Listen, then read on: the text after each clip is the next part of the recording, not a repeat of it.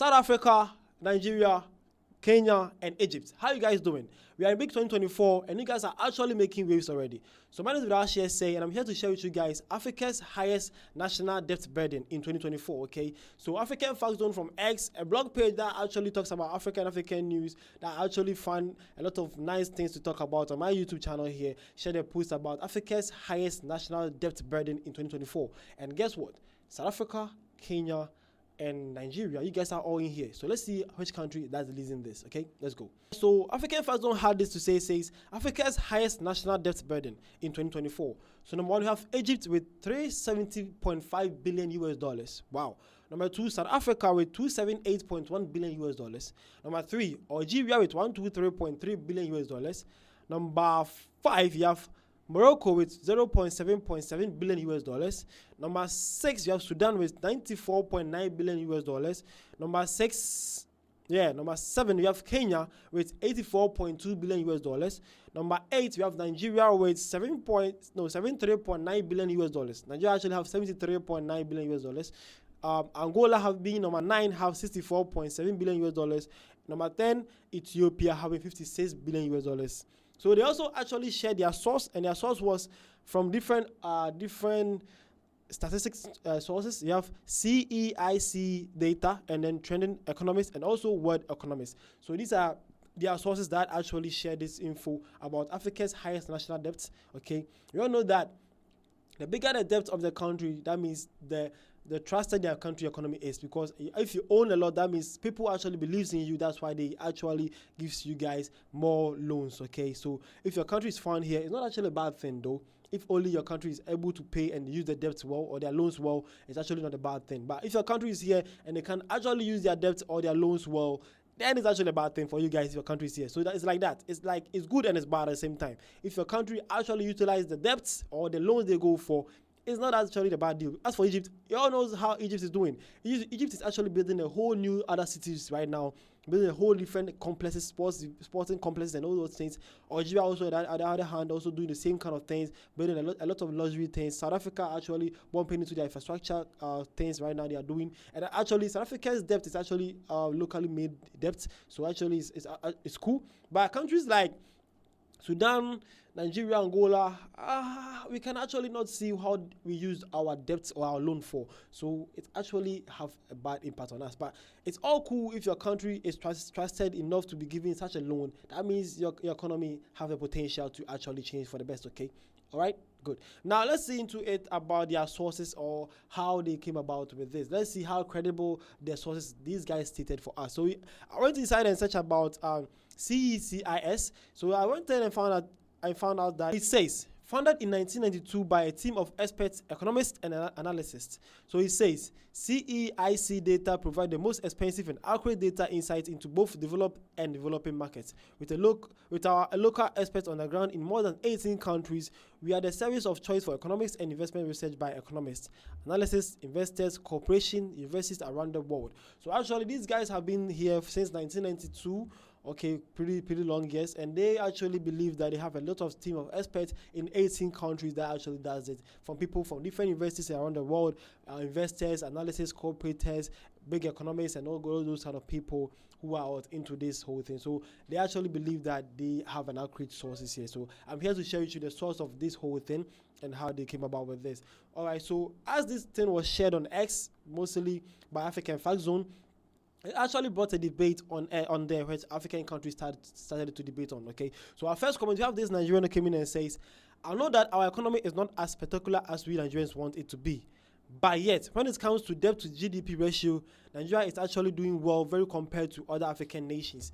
Well, that's what bro thinks. Bro thinks that Nigerian debt is too much, and then a lot of things are working on. But when you check to debt to GDP ratio by African countries, Nigeria is actually doing so well. Okay, that's what bro thinks. But another Nigerian also came commenting to his fellow Nigerian, saying, in quotes, he says, when it comes to debt to GDP ratio, we are not actually doing bad. Man, it says, this is the deceit official APC Nigeria government has sold to Nigerians. And a lot of persons are running along with it. If you check our debt to GDP ratio, don't forget to also check our debt to revenue ratio, which actually measure our performance as a country. It tells us if the money we borrowed were properly utilized. If Nigeria was a business or a person, no underwriter will ever approve any loan request to our name. We have a debt to revenue ratio exceeding 60%. At some point, we were borrowing to service debt. Let's admit that we are doing terrible bad, please. This guy is saying that debt to GDP ratio is not doing bad. But Mandem also brought a better idea in saying that debt to revenue ratio is actually worse because it's not doing good. Nigerians' way of what?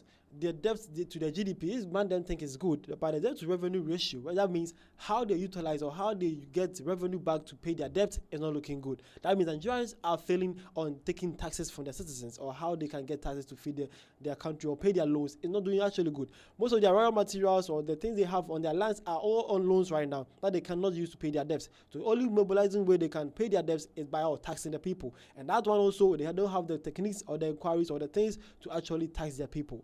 Well, this is actually sudden and it's really worrying. So man is actually saying that it's not that really good as Bo is saying, but it has also bad effects on it too. Okay, so these are two Nigerians having back-to-back debates about their country and what they think. I think this guy actually pointed or at official APC, which is I think the ruling government in Nigeria right now. So one man think maybe he's doing propaganda because he might be from a different political party who's also sharing different points of view. But all I can say is that I respect 2 points of the views. Okay. The other one actually shared an insight, and this one also actually shared a beautiful insight as well for us to know actually what is actually happening in the Nigerian economy right now, okay? Which was pretty, it was nice. It was actually nice. If you ask me, it was nice. Again, to another comment, this SA guy also came in and says 80% of SA debt is in rand and from local banks, not owed to any country. Well, that is actually true. Most of SA's loans are actually not from foreign countries. SA's actually own themselves, which is cool and it's good. But the SA's taxation in the country is crazy. These people have highly advanced way of collecting tax from their citizens. So SA's or SANS actually pays tax more than a lot of countries in Africa here. These guys have measures in place that they actually know how to collect their taxes from the people. So the SA's taxes is hard. It's like in Europe, Charlie, these people are not playing. It's hard. They pay a lot. Their taxes system is actually working. These people pay high taxes on most of the things out there. It's crazy in SA too. But actually, SA actually moved from industrialization to financial. So these people are actually good in managing this kind of things. So I'm actually proud of SA actually owing 80% of their own loans in their own places. But their tax issues in SA is hard. It's so high in the country. It's so high. Okay. But I'm actually happy that 80% of SA's debts are all in local markets that they all actually own themselves, which is actually good. It's actually good, and I'm proud of that. Okay, I respect that too. Okay, that's pretty nice from SA's. All right, so this Ghanaian also came in and says Ghana is the richest country in West Africa. No wonder we are not on this list. Well, my fellow Ghanaian brother, I'm also a Ghanaian brother though, but if Ghana is actually not here in this list, that means Ghana economy cannot be trusted, okay? Because nobody is actually want to give you guys loan, because if you guys are not here, that means your economy is not as trusted, okay? Recently, Ghana was frowned by IMF not to be giving loan again because Ghanaians cannot be paying their loans, which is actually sad. Ghana actually borrows more than the country's people. A country of 30 million people having a high debt to loan about $50 billion is high. It's too much.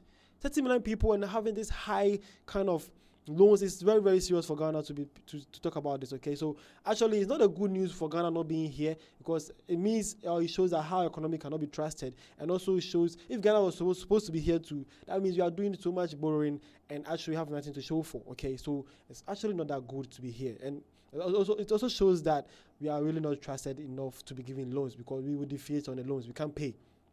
Ghana can't actually pay, okay? But as I said this, okay, I should know between Ghana and Nigeria banter. This Nigerian also came country to this Ghanaian and says, no one will borrow a defaulter money. That's why Ghana is not on the list. Well, that's true. As I said, no one wants to borrow you guys money because Ghana cannot actually pay most of their loans, okay? And Ghana defaults on their loans a lot of times. So, and we actually, if Ghana is not on the top 10, you're actually somewhere close to 15, okay? Because Ghana actually borrows a lot.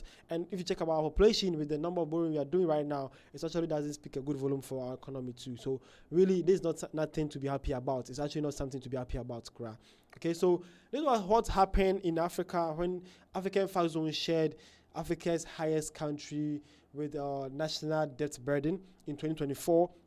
And as you can see on the list, it shared. You have Egypt having $370.5 billion US, South Africa having $278.1 billion US, Algeria having $123.3 billion US, Morocco with $107.7 billion US, Sudan having 94.9 billion, Kenya with 84.2, Nigeria with 73.9 billion, Angola with 64.7, and Ethiopia having 56 billion US. These are African countries with the highest national debt burden in 2024. And as I said, some Ghanaians were happy that their country was not here, but it shows how your country's economy cannot be trusted. And if Ghana was supposed to be here too, that means they borrow too much. We all know Ghana borrows too much and they have nothing to show for. And as you can see, some of the countries on this list actually borrows a lot, though some countries like Egypt, they have actually borrowed a lot that we all cannot testify, but they also showcase or shown a lot of investment that they are also doing with the borrowed money. And actually, I respect Kenya, Egypt.